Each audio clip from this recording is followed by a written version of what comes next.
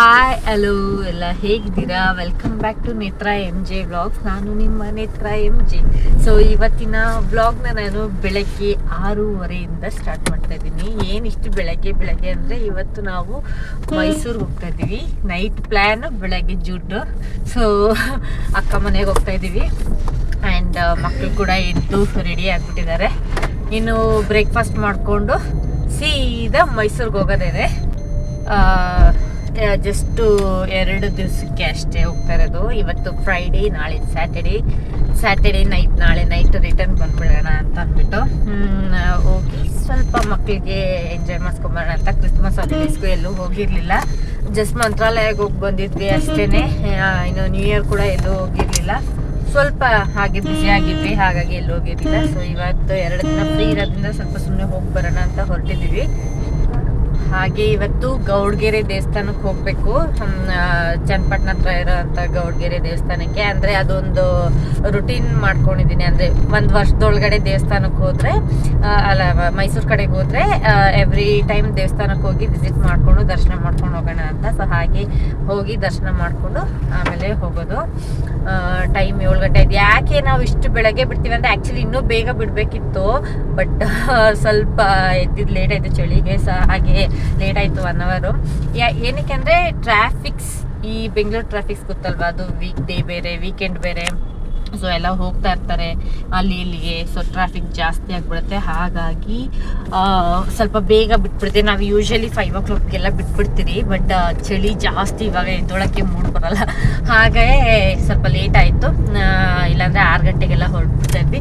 ನಮಗೆ ಇಲ್ಲಾಂದರೆ ಈ ಬೆಂಗಳೂರು ನಾವಿರೋದು ವೈಟ್ ಫೀಲ್ಡ್ ಸೈಡ್ ಆಗಿರೋದ್ರಿಂದ ನಾವು ಮಾರ್ಕೆಟ್ ಕೆಂಗೇರಿ ದಾಟೋ ಅಷ್ಟೊತ್ತಿಗೆ 2.5 hours ಆಗಿಬಿಡುತ್ತೆ. ಮೈಸೂರಿಗೇನೆ ಕೆಂಗೇರಿಯಿಂದ ಜಸ್ಟ್ 1.5 hours ಅಷ್ಟೇ. ನಮಗೆ ಬೆಂಗಳೂರಿಂದ ಇಲ್ಲಿಗೆ ಒಳಗಡೆ ಬರೋದಕ್ಕೆ ಇಷ್ಟೊತ್ತಾಗುತ್ತೆ. ಸೊ ಹಾಗೆ ಬೇಗ ಬಿಟ್ಟಿದ್ದೀವಿ. ಬೆಳಗ್ಗೆನೆ ಎಷ್ಟು ಟ್ರಾಫಿಕ್ ನೋಡಿ, ಅದು ನಮ್ಮ ಮನೆ ಹತ್ರನೇ ಇಷ್ಟೊಂದು ಟ್ರಾಫಿಕ್. ಇನ್ನು ಒಳಗಡೆಗೆ ಹೋಗ್ತಾವೆ ಅಷ್ಟು ಟ್ರಾಫಿಕ್ ಇದೆ. ಇನ್ನು ನಾವು ಬೆಂಗಳೂರು ಹತ್ರ ಹೋಗೋಷ್ಟೊತ್ತಿಗೆ ಎಷ್ಟು ಟ್ರಾಫಿಕ್ ಇರಲ್ಲ. ಈಗ ಬಿಡದಿ ಟೋಲ್ ಹತ್ರ ಬಂದ್ವಿ. ಸ್ವಲ್ಪನೇ ಬಿಸಿಲು ಬರ್ತಾ ಇದೆ, ಸ್ವಲ್ಪ ಬೆಚ್ಚಗೆ ಆಗ್ತಿದೆ. Hi, good morning. ನೀನೇ ಕಾಣಿಸ್ತಾ ಇಲ್ಲ, ಜಾಕೆಟೇ ಕಾಣಿಸ್ತಾ ಇದೆ. ಹೇಳಿ ಇವಾಗ. ಅಲ್ಲಿ ಮುರ್ಕ ಅಲ್ಲಿ ಬಂದಿಲ್ಲ, ಒಂದಲ್ಲಿ ಇವಾಗ ಬರ್ತಿದೆ. ಸುಮಾರು 4-5 ತಿಂಗಳಾಯ್ತು ಇವ್ಗೆ ಅಲ್ಲಿ ಬಿದ್ದು. ಇನ್ನು ಬೀಳಕ್ ಮುಂಚೆ ಇನ್ನೂ ಬಿದ್ದಿಲ್ವಲ್ಲ, ಇಷ್ಟು ವರ್ಷ ಆಯ್ತು ಅವ್ನಿಗೆ, 8 ವರ್ಷ ಆಗಾಯ್ತು ಬಿದ್ದಿಲ್ಲ ಅಂತೈತೆ. ಇವಾಗ ಅಲ್ಲಿ ಬಿದ್ದು 4 ತಿಂಗಳು ಅವ್ನಿಗೆ ಅಲ್ಲೇ ಬಂದಿಲ್ಲ. ಇವಾಗ ಒಂಚೂರು ಬರ್ತಾ ಇದೆ. ನನ್ನ ಮಗಳು 1 ರೌಂಡ್ ನಿದ್ದೆ ಆಯಿತು, 1 ರೌಂಡ್ ವಾಮಿಟ್ ಆಯಿತು. ಅದಕ್ಕೆ ಟ್ರಾವೆಲಿಂಗು ಅದಕ್ಕೂ ಸ್ವಲ್ಪ ದೂರ ಅಂದರೆ ಇಷ್ಟ, ಬಟ್ ವಾಮಿಟ್ ಸ್ವಲ್ಪ ಆಗ್ತಾ ಇರುತ್ತೆ ಅವಾಗ.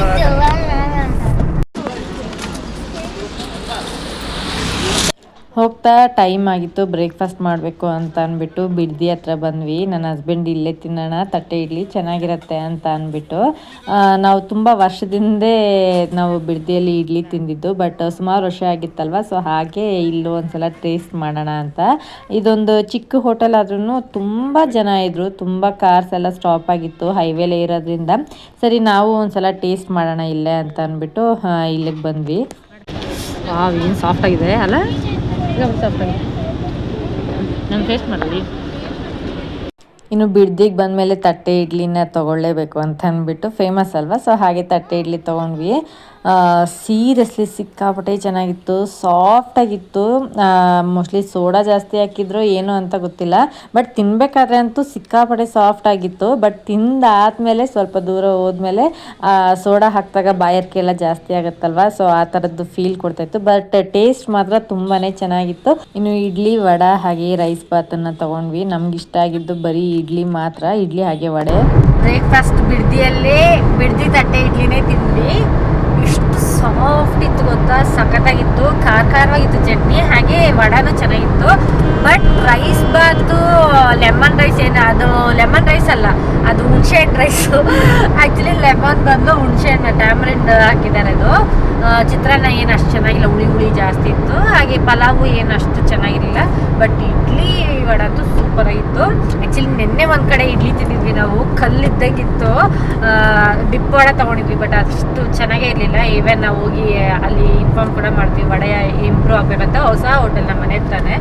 ಸೊ ಇವತ್ತು ಮಾತ್ರ ಇಡ್ಲಿ ಸಾಫ್ಟ್, ಇದು ಇಡ್ಲಿ ಮತ್ತು ವಡೆ ಎರಡು ಸಾಫ್ಟಾಗಿ ತುಂಬ ಚೆನ್ನಾಗಿತ್ತು. ಎಷ್ಟು ರೀ ರೇಟ್? ಇಡ್ಲಿ ಒಂದು ಪ್ಲೇಟು, ಒಂದು ಪ್ಲೇಟ್ ಇಡ್ಲಿ ವಡೆಗೆ 70 rupees ಅಂತೆ. ಓಕೆ, ವರ್ತ್, ಯಾಕಂದರೆ ಅಷ್ಟು ಸಾಫ್ಟಾಗಿ ಟೇಸ್ಟಿಯಾಗಿ, ಚಟ್ನಿ ಕೂಡ ಖಾರ ಚೆನ್ನಾಗಿತ್ತು. ಸೊ ಬ್ರೇಕ್ಫಾಸ್ಟ್ ಮಾಡಿಕೊಂಡು ಇವಾಗ ದೇವಸ್ಥಾನಕ್ಕೆ ಹೋಗಬೇಕು.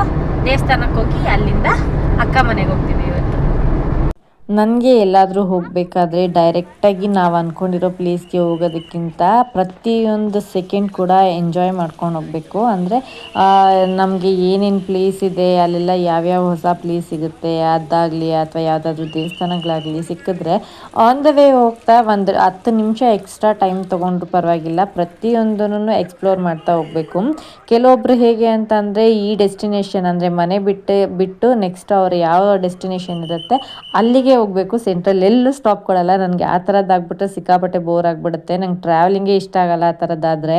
ಇನ್ನು ಮೈಸೂರಲ್ಲಿ ಆಲ್ಮೋಸ್ಟ್ ಒಂದು 70 to 80% ಪ್ಲೇಸಸ್ನ ನಾನು ಕವರ್ ಮಾಡಿಬಿಟ್ಟಿದ್ದೀನಿ. ಇನ್ನೊಂದು ಕೆಲವೊಂದಷ್ಟು ಪ್ಲೇಸಸ್ ಇದೆ ನೋಡೋದಕ್ಕೆ. ಸೊ ನೆಕ್ಸ್ಟ್ ಟೈಮ್ ಹೋದಾಗೆಲ್ಲ ಒಂದು ಪ್ಲೇಸ್ನ ಕವರ್ ಮಾಡಬೇಕು ಅಂತ ಕೂಡ ಅಂದ್ಕೊಂಡಿದ್ದೀನಿ. ಫಸ್ಟ್ ಟೈಮ್ ಬಂದಾಗ ಈ ದೇವಸ್ಥಾನದಲ್ಲಿ ಈ ಥರ ಕಾಯೆಲ್ಲ ಯಾರು ಕಟ್ಟಿರಲಿಲ್ಲ ಅಷ್ಟಾಗಿ. ಇವಾಗ ಫುಲ್ಲು ದೇವಸ್ಥಾನ ಫುಲ್ಲು ಕಾಯಿ ಕಟ್ಬಿಟ್ಟಿದ್ದಾರೆ, ಎಲ್ಲೂ ಜಾಗ ಇಲ್ಲ, ಆ ಥರ ಕಾಯಿ ಕಟ್ಬಿಟ್ಟಿದ್ದಾರೆ.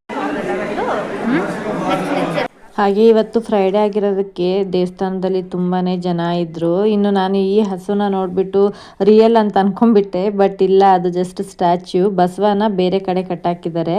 ಸೊ ಅಲ್ಲಿ ಪ್ರದಕ್ಷಿಣೆ ಹಾಕ್ತಾಯಿದ್ರು ಜನ. ಇನ್ನು ನೋಡಿ, ನನ್ನ ಕೈಯಲ್ಲಿ ಆದಷ್ಟು ಕ್ಯಾಪ್ಚರ್ ಮಾಡಿದ್ದೀನಿ. ಒಳಗಡೆ ಕ್ಯಾಮ್ರಾಸ್ ಅಲೋಡ್ ಇಲ್ಲ, ಬಟ್ ಸ್ಟಿಲ್ ಒಂದು ಸ್ವಲ್ಪ ನಾನು ಕ್ಯಾಪ್ಚರ್ ಮಾಡಿದ್ದೀನಿ ನಿಮಗೋಸ್ಕರ.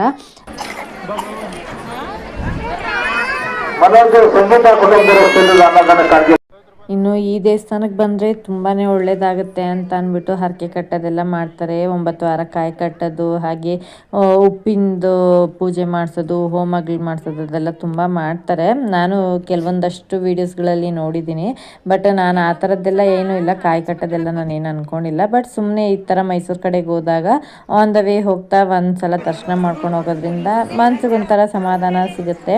ಹಾಗಾಗಿ ನಾನು ಈ ಕಡೆ ಬಂದಾಗ ಒಂದು ಸಲ ಇಲ್ಲಿ ಬಂದು ವಿಸಿಟ್ ಮಾಡಿ ಹೋಗ್ತೀನಿ.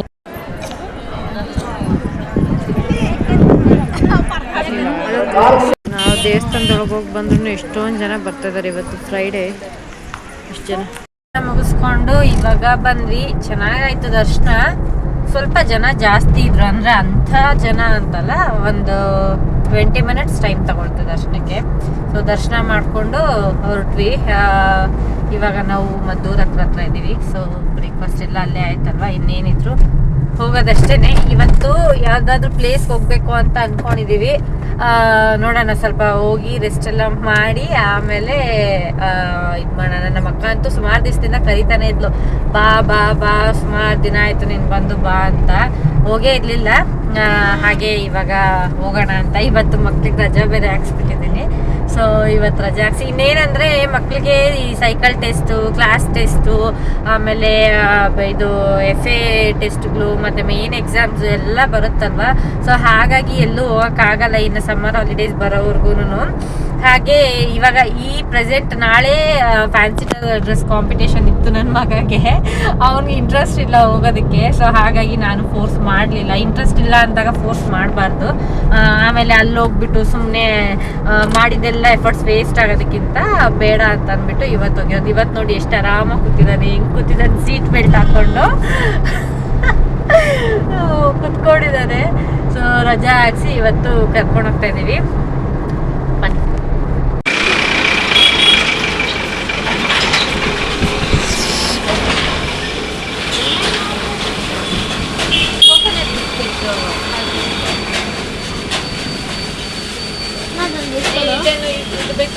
ಹಾಗೆ ಹೋಗ್ತಾ ಇನ್ನು ನಮ್ಮ ಅಕ್ಕ ಮಗ ಇದ್ದಾನಲ್ಲ ಶಿರೀನ್, ಅವ್ನಿಗೆ ಏನಾದರೂ ಸ್ವಲ್ಪ ಸ್ನ್ಯಾಕ್ಸ್ ಏನಾದರೂ ತೊಗೊಂಡು ಹೋಗೋಣ ಅಂತ ನಾವು ಬೆಂಗಳೂರಿಂದನೇ ತೊಗೊಂಡು ಬರ್ತಾಯಿದ್ವಿ. ಬಟ್ ನೈಟ್ ಸಡನ್ನಾಗಿ ಪ್ಲ್ಯಾನ್ ಆಗಿ ಬೆಳಗ್ಗೆ ಹೊರಟು ಬಂದಿದ್ದು. ಸೊ ಮನೆ ಹತ್ರ ಎಲ್ಲ ಈಸ್ಕೊಂಡು, ಇನ್ನು ಆಲ್ರೆಡಿ ಬಿಟ್ಟಿದ್ದೇ ಲೇಟಾಗಿತ್ತು. ಇನ್ನೂ ಲೇಟ್ ಆಯಿತು ಅಂದರೆ ಟ್ರಾಫಿಕ್ ಜಾಸ್ತಿ ಆಗಿಬಿಡತ್ತೆ ಅಂತ ಅಂದ್ಬಿಟ್ಟು ಹಾಗೆ ಬಂದುಬಿಟ್ವಿ.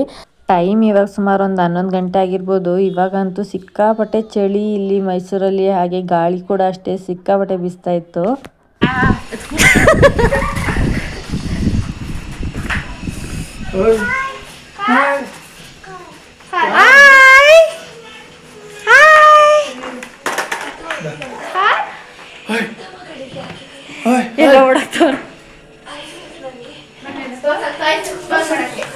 ಇಲ್ಲ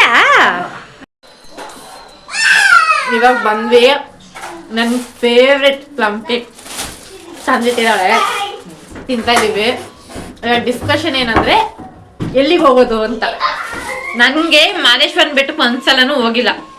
ಸೊ ನಾನು ನನ್ನ ಹಸ್ಬೆಂಡ್ ಬರ್ಬೇಕಾದ್ರೆ ಮಾತಾಡ್ಕೊಂಡ್ಬಂದ್ವಿ ಮಾದೇಶ್ವರನ ಬೆಟ್ಟಕ್ಕೆ ಹೋಗೋಣ ಅಂತ. ಸೊ ಹೋಗೋಣ. ಬೇರೆ ಯಾವ ಪ್ಲೇಸು ಮರ್ತೋಗಿದೆ ಅಂತಂದ್ರೆ ನೆನಪು ಮಾಡ್ಕೋಬೇಕಾನೆ. ಇನ್ನು ಡಿಸ್ಕಷನ್ ನಡೀತಾ ಇದೆ. ನಮ್ಗೆ ಮಾದೇಶ್ವರನ ಬೆಟ್ಟಕ್ಕೆ ಹೋಗ್ಬೇಕು ಅಂತ, ಯಾಕಂದ್ರೆ ಒಂದ್ಸಲನೂ ಹೋಗಿಲ್ಲ ಲೈಫಲ್ಲಿ. ಸುಮಾರು ದಿನದಿಂದ ಅನ್ಕೊಳ್ತಾನೆ ಇದ್ವಿ ಹೋಗೋಣ ಹೋಗೋಣ ಹೋಗೋಣ ಅಂತ. ನನ್ನ ಹಸ್ಬೆಂಡ್ ಅದೇ ಹೇಳ್ತಾ ಇದ್ರು, ಬೆಳಗ್ಗೆ ಬೇಗ ಬಿಟ್ಟು ಹೋಗ್ಬೋದು ಅಂತ. ನೋಡೋಣ, ಇವಳು ಯಾವುದೋ 2 ಪ್ಲೇಸ್ ನೋಡಿದಾಳಂತೆ. ಅದು ಯಾವ ಪ್ಲೇಸ್ ಅಂತ ತಿಳ್ಕೊಂಡು ಅದಿಷ್ಟ ಆಯ್ತು ಅಂದ್ರೆ ಅಲ್ಲಿ ಹೋಗೋದು ಅಂತ ನೋಡೋಣ. ಅವ್ನು ನೋಡಿ ಏನ್ ಖುಷಿ ಅಂದ್ರೆ ಅವ್ನಿಗೆ ಅವ್ರ ಅಕ್ಕ ಅವ್ರ ಅಣ್ಣ ಬಂದಿರೋದಕ್ಕೆ.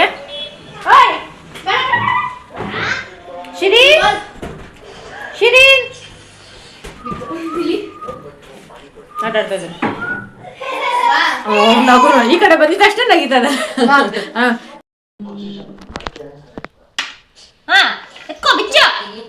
ಇನ್ನು ನಾನು ಸುಮ್ಮನೆ ಕೂತ್ಕೊಂಡಿದ್ದೆ ಅಂದ್ಬಿಟ್ಟು ಅವರೆಕಾಯಿ ತಂದಿದ್ಲು. ಸರಿ ಸಿಪ್ಪೆ ಸುಲಿಯೋಣ ಅಂತ ಅಂದ್ಬಿಟ್ಟು ಬಿಡಿಸ್ತಾ ಇದ್ದೆ. ಅವನು ಶಿರೀನ್ ಬಂದ್ಬಿಟ್ಟು ನಾನು ಬಿಡಿಸ್ತೀನಿ ಅಂತ ಅಂದ್ಬಿಟ್ಟು ಅವ್ನಿಗೇನೋ ಹೊಸ್ದಾ ಕಾಣಿಸ್ತಾ ಇತ್ತು. ಸೊ ಹಾಗೆ ಅವನು ಕೂಡ ಬಂದು ಅವರೆಕಾಯಿ ಬಿಡಿಸ್ತಾ ಇದ್ದಾನೆ.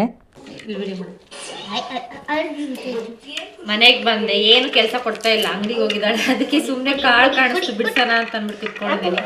ಚಿಕನ್ ಏನೋ ತಂದಿದ್ದಾರೆ. ಸೊ ಏನು ಮಾಡ್ತಾಳೋ ಗೊತ್ತಿಲ್ಲ. ಯಾವಾಗಲೂ ನಾನು ಮಾಡ್ತಾ ಇದ್ದಲ್ಲ, ಸೊ ಇವತ್ತು ಅವಳಿಗೆ ಇಟ್ಟಿದ್ದೀನಿ, ಮಾಡ್ಕೊಡ್ಲಿ ನನಗೆ ಹಾಕ್ಲಿ ಅಂತ ಅಂದ್ಬಿಟ್ಟು. ಎಷ್ಟಿದೆ ಅಂತ ಶಿರೀನ್ಗಂತೂ ನನ್ನ ಮಗಳು ಹೋಗಿರೋದಕ್ಕೆ ಫುಲ್ಲು ಖುಷಿಯಾಗ್ಬಿಟ್ಟಿದೆ. ಅಂದರೆ ಕೆಲವೊಂದು ಮಕ್ಕಳು ಬೇಗ ಕಂಡುಹಿಡಿಯಲ್ಲ, ಸ್ವಲ್ಪ ಟೈಮ್ ತೊಗೊಳ್ತಾರೆ ಯಾರಾದರೂ ಹೊಸಬ್ರು ಬಂದರೆ ಅವ್ರ ಜೊತೆ ಮಿಂಗಲ್ ಆಗೋದಕ್ಕೆ. ಬಟ್ ಇವ್ನು ನೋಡಿದ ತಕ್ಷಣವೇ ನಮ್ಮನ್ನು ಕಂಡುಹಿಡಿದ್ಬಿಟ್ಟು ಅವ್ನು ಚೂರು ಹಠ ಮಾಡಲಿಲ್ಲ. ಅವ್ನು ಕಾಯ್ತಾ ಇರೋ ಥರನೇ ನಮಗೋಸ್ಕರ ಕಾಯ್ತಾ ಇದ್ದಂಗೆ ಇತ್ತು. ಸೊ ನನ್ನ ಮಗ ಬಂದಿದ್ದೆ, ಅವನಿಗೆ 2 ಕೈ ಕಾಲು ಭೂಮಿ ಮೇಲೆ ಇರ್ತಾ ಇರಲಿಲ್ಲ. ಅವ್ರ ಜೊತೆನೇ ಫುಲ್ಲು ಬ್ಯುಸಿಯಾಗಿ ಹೋಗ್ಬಿಟ್ಟಿದ್ದ.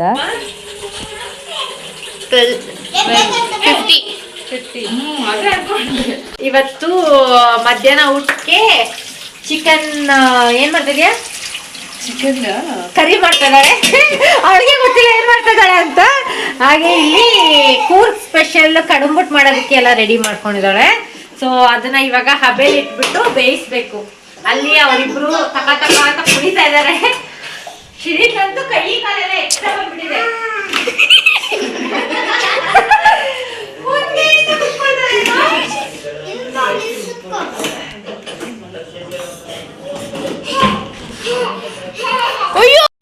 ಇವಾಗ ಇವನು ಅಡಿಗೆ ಮಾಡ್ತಾನೆ.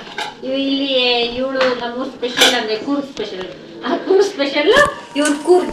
ಸೊ ಹಾಗಾಗಿ ಎಲ್ಲರಿಗೂ ಒಂದಲ್ಲ ಒಂದು ಡೌಟು, ಇವ್ರು ಕನ್ನಡದವರು ಕೂರ್ಗಿ ಅಂತಾರೆ, ಮೈಸೂರಿಗೆ ಹೋಗ್ತಾರೆ ಅಂತ. ಸೊ ಇವಾಗ ಕಡುಬುಟ್ಟು ಮಾಡಿ ಇದನ್ನ ಸ್ಟೀಮ್ ಮಾಡ್ಬೇಕು. ದೊಡ್ಡ ಮನುಷ್ಯರು ಬಂದಿದ್ದಾರೆ ಇವತ್ತು. ಮಾಡ್ತೀರಾ? ಮುಟ್ಟ ಒಂದ್ಸಲ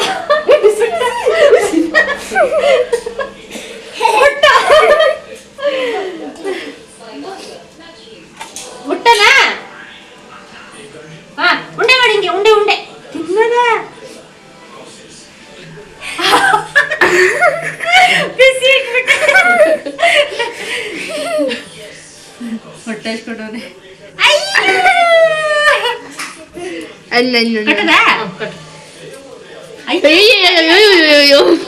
ಬಿಸಿ ಅದೇ ಹೇಳಿದ್ರೆ ಅದನ್ನು ಬಿಸಿ ಬಿಸಿ ಸಾಕಲ್ಲ. ನಾನು ಕೊಡ್ತೀನಿ ಬಾ. ಕಿಕ್ಕಿ ಅಲ್ಲ ಕಣೋದು. ಆಕ್ಚುಲಿ ಈ ತರ ಸ್ಪೆಷಲ್ ಎಲ್ಲ ನಮ್ಮ ನಮ್ಮ ಅಜ್ಜಿ ನಾವೆಲ್ಲ ಜೊತೆಗಿದ್ದಾಗ ಅಂದ್ರೆ ಒಂದು 17 ಇಯರ್ಸ್ 18 ಇಯರ್ಸ್ ಆ ಟೈಮಲ್ಲಿ ನಮ್ಮ ಅಜ್ಜಿ ನಮ್ಮ ಮನೇಲಿ ಮಾಡ್ತಾ ಇದ್ರು ಅಲ್ಲೇನೆ. ಅದೇ ಲಾಸ್ಟ್ ಅವಾಗ ಕಡುಂಬುಟ್ಟು ನೂಪುಟ್ಟು ಪಾಪುಟ್ಟು ಆಮೇಲೆ ಎಂತ ಅಡಿಕೆ ಇಟ್ಟು ಅಂತೆಲ್ಲ ಏನೇ ಸುಮಾರು ಮಾಡ್ತಾ ಇದ್ರು. ನನ್ಗೆ ಮದ್ವೆ ಆದ್ಮೇಲೆ ತಿನ್ಬೇಕು, ನನ್ನ ಮಗಳು ಪ್ರೆಗ್ನೆಂಟ್ ಅಲ್ಲಿ ತುಂಬಾ ಆಸೆ ಆಗಿತ್ತು ಕಡುಂಬುಟ್ಟು ತಿನ್ಬೇಕು ಅಂತ ಅಂದ್ಬಿಟ್ಟು. ಅವಾಗ ನಮ್ಮ ಅಜ್ಜಿ ಮಾಡ್ಕೊಬಂದು ನಮ್ಮ ಮಾವ ಮನೆಯಿಂದ ಮಾಡ್ಕೊಂಬಂದು ಕೊಟ್ಟಿದ್ರು. ಸೊ ಅದಾದ್ಮೇಲೆ ತಿಂದಿದ್ದಂದ್ರೆ ಇವ್ರ ಮನೆ ಎಲ್ಲ ಮಾಯಿ ಮನೆ, ನಮ್ಮ ಅತ್ತೆ ಮನೆ ಒಂದ್ಸಲ ತಿಂದಿದ್ದೆ. ಅದ್ ಬಿಟ್ರೆ ಇವ್ರ ಮನೇಲೆ ತಿಂತಾ ಇರೋದು. ಒಂಥರ ಚೆನ್ನಾಗಿರುತ್ತೆ, ಇದೊಂದು ಅಕ್ಕಿ ಕರಿಯಲ್ಲಿ ಮಾಡೋದು ಚೆನ್ನಾಗಿರುತ್ತೆ. ಮಕ್ಕಳನ್ನ ಈ ಥರ ಎಲ್ಲ ನೋಡೋದೇ ಒಂಥರ ಖುಷಿ. ಒಬ್ಬೊಬ್ಬರೇ ಮಕ್ಕಳಿರ್ತಾರಲ್ಲ ಅವರೆಲ್ಲ ಈ ಥರದ್ದು ಸಿಕ್ಕಾಪಟ್ಟೆ ಮೂಮೆಂಟ್ಸ್ನ ಮಿಸ್ ಮಾಡ್ಕೊಳ್ತಾರೆ. ಇನ್ನು ನನ್ನ ಮನೇಲಂತೂ ನಮ್ಮ ಮಗ ನನ್ನ ಮಗಳಂತೂ ಸಿಕ್ಕಾಪಟ್ಟೆ ಗಲಾಟೆ ಮಾಡ್ತಾ ಇರ್ತಾರೆ. ಆವಾಗ ಅನಿಸುತ್ತೆ ಅಯ್ಯೋ ಒಂದೇ ಮಕ್ಕಳಿದ್ರೆ ಸಾಕಪ್ಪ ಅಂತ. ಬಟ್ ಒಬ್ಬರೇ ಇದ್ದವ್ರಿಗೆ ಅನಿಸುತ್ತೆ ಇನ್ನೊಂದು ಇದ್ದರೆ ಚೆನ್ನಾಗಿರ್ತಿತ್ತು ಅಂತ. ಸೊ ಇವಾಗ ಇವ್ರು 3 ಜನ ಸೇರ್ಕೊಂಡ್ಬಿಟ್ಟಿದಾರಲ್ಲ, ಫುಲ್ಲು ಎಂಜಾಯ್ ಮಾಡ್ತಾ ಇದ್ದಾರೆ. ನನ್ನ ಮಗ ಹಿಂಗೆ ಇಟ್ಕೊಂಡಿದ್ದೆ ನಮಗೆ ಭಯ ಏನಾದರೂ ಹರ್ಟ್ ಆಗಿಬಿಟ್ರೆ ಅಂತ ಅಂದ್ಬಿಟ್ಟು. ಬಟ್ ನನ್ನ ಮಗಳು ನೋಡ್ಕೊಳ್ಳುತ್ತೆ. ಅವನಿಗೂ ಸಿಕ್ಕಾಪಟ್ಟೆ ಖುಷಿ ನೋಡಿ ಹೆಂಗೆ ನಗೀತಾ ಇದ್ದಾನೆ ಅಂತ. ನನ್ನ ಮಗ ಅಂತೂ ಸ್ವಲ್ಪ ಯಾರ ಜೊತೆನೂ ಅಷ್ಟು ಬೇಗ ಎಲ್ಲ ಮಿಂಗಲ್ ಆಗಲ್ಲ. ಬಟ್ ಶಿರೀನ್ ಜೊತೆ ಮಾತ್ರ ಬೇಗ ಜೆಲ್ಲಾಗ್ಬಿಟ್ಟ. ತುಂಬ ಕಷ್ಟ. ಎಲ್ಲರೂ ಹೇಳ್ತಾರೆ ನಿನ್ನ ಮಗ ನಮ್ಮ ಹತ್ರ ಮಾತಾಡಲ್ಲ, ನಮ್ಮ ಜೊತೆ ಸೇರಲ್ಲ ಅಂತ. ಇಲ್ಲಿ ನೋಡಿ ಇವನು ಹೆಂಗೆ ಆಡಿಸ್ತಾ ಇದ್ದಾನೆ ಅವನ್ನ. ಇನ್ನು ಅಷ್ಟೊತ್ತಿಗೆ ನಮ್ಮ ಅಕ್ಕ ಹೋಗಿ ನಮ್ಮ ಅಜ್ಜಿನ ಕರ್ಕೊಂಡು ಬಂದಳು ನಮ್ಮ ಮಾವ ಮನೆಯಿಂದ. ಸೊ ಅಜ್ಜಿನ ನೋಡೋದಕ್ಕೆ ಅಂತಲೇ ನಾನು ಜಾಸ್ತಿ ಮೈಸೂರಿಗೆ ಬರೋದೇ ಅಜ್ಜಿನ ನೋಡೋದಕ್ಕೆ ಅಂತ ಅಂದ್ಬಿಟ್ಟು. ಸುಮಾರು ತಿಂಗಳಾಗಿತ್ತು ನಮ್ಮ ಮನೆಯಿಂದ ಹೋದ್ಮೇಲೆ ನಾನು ಅಜ್ಜಿನ ನೋಡೇ ಇರಲಿಲ್ಲ. ಹಾಗೆ ಇವಾಗ ಹೋಗಿ ಅವಳು ಕರ್ಕೊಂಡು ಬಂದಳು. ಜೊತೆಗೆ ನಮ್ಮ ಭಾವ ಕೂಡ ಬಂದರು. ಅವರು ಆಫೀಸ್ಗೆ ಹೋಗಿದ್ರು. ಸೊ ಅಲ್ಲಿಂದ ಅವರು ಕೂಡ ಮಧ್ಯಾಹ್ನ ಬಂದರು ಲಂಚ್ ಟೈಮ್ ಕರೆಕ್ಟಾಗಿ. ಇದಾಗಿತ್ತು ಇವತ್ತಿನ ವ್ಲಾಗ್. ನೆಕ್ಸ್ಟ್ ವ್ಲಾಗಲ್ಲಿ ನಾವು ಎಲ್ಲಿ ಹೋಗ್ತಾ ಇದ್ದೀವಿ ಏನು ಅಂತ ನಿಮ್ಮ ಜೊತೆ ಶೇರ್ ಮಾಡ್ಕೊಳ್ತೀನಿ. ಈ ವ್ಲಾಗ್ ಇಷ್ಟ ಆಗಿದ್ರೆ ಪ್ಲೀಸ್ ಲೈಕ್ ಮಾಡಿ, ಶೇರ್ ಮಾಡಿ, ಮರೀದಿರ ನನ್ನ ಯೂಟ್ಯೂಬ್ ಚಾನಲಲ್ಲಿ ಸಬ್ಸ್ಕ್ರೈಬ್ ಮಾಡಿ. ಫೇಸ್ಬುಕ್ಕಲ್ಲಿ ನೋಡ್ತಾ ಇದ್ರೆ ಮರೀದಿರ ಫಾಲೋ ಮಾಡಿ. ಹಾಗೆ ಇನ್ಸ್ಟಾಗ್ರಾಮ್ನ ಕೂಡ ಫಾಲೋ ಮಾಡೋದನ್ನು ಮರಿಬೇಡಿ. ಮುಂದಿನ ವ್ಲಾಗ್ ಜೊತೆ ಸಿಗ್ತೀನಿ. ಅಲ್ಲಿವರೆಗೂ ಟೇಕ್ ಕೇರ್, ಬಾಯ್.